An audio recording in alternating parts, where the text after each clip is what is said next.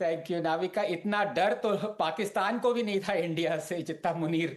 No but anyway, look, he is talking about some rogue historian like D.N. Jha, who claimed that Nalanda was burnt not by Bakhtiyar but was burnt by two Hindu monks.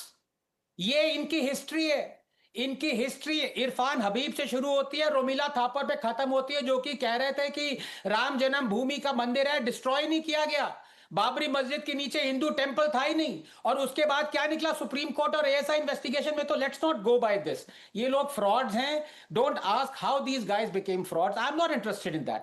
I am interested in the topic right now, which is very important, and thank you for conducting. And I also want to appreciate the remarks of Mr. Sanjay Jha. For a change, he said, not for a change, I beg your pardon, but he's made some great points. I want to, in the end, if I get 10 seconds to add to what excellent points he made. But yes, have you ever wondered, Navika, this simple thing?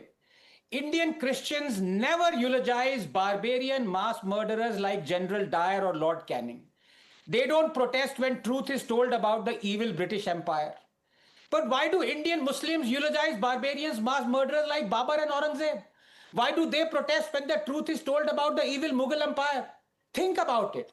That is the question that must be asked, but not answered, because that would make people in this country uncomfortable. The fact is, our textbooks must tell the truth about Mughal barbarians, but not to illuminate Muslims, but to illuminate Hindus. Navika, nations weaken not because of their past, but rather by how they are taught it. And for 75 years, we've been taught to forget historical injustices. We've been taught to eulogize genocidal mass murderers. And so India is a nation that glorifies self-loathing and self-flagellation in equal measure. A nation where people still go and pray at the grave of Aurangzeb, who imposed tax only on non-Muslims, beheaded Guru Tegh Bahadur, entombed Shahzadas alive, decapitated Sambhaji Maharaj, demolished Kashi Vishwanath, and murdered 4.6 million Hindus. Aurangzeb and Babur were Baghdadi and Bin Laden 350 years before ISIS and Al-Qaeda. There is no difference between Aurangzeb apologists and Holocaust deniers. Twisted minds in need of medical intervention, but it's not the fault of these demented brainwashed zombies, Navika. No, it is our fault. It is the fault of what our school textbooks taught them. Tell me, is there a Hitler Road in Tel Aviv? Another canard, just 30 seconds, spread by WhatsApp Islamist historians and their white masters, is that India prospered economically during the Mughal period.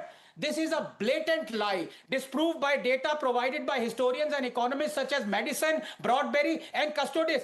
India's share of world GDP actually declined after 300 years of Mughal rule, from 25% in 1500 to 16% in 1800. The GDP per capita also either declined or remained stagnant all through at $550 at 1990 pegging. But the inequality steadily worsened. Of total state revenue, 1/4 was the emperor's personal property, 1/3 went to maintaining the courts, and only 600 nobles ever controlled 60% of total revenue. You call this prosperity?